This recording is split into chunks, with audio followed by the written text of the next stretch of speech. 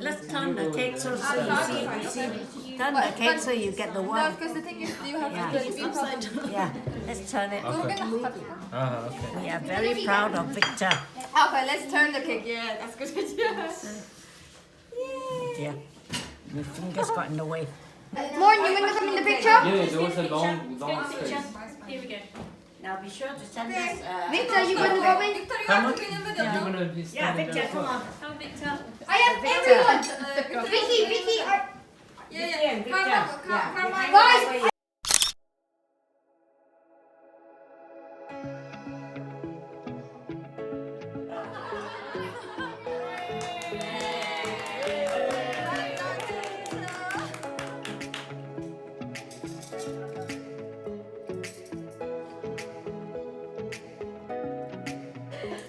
I think that line. Easy. Good video.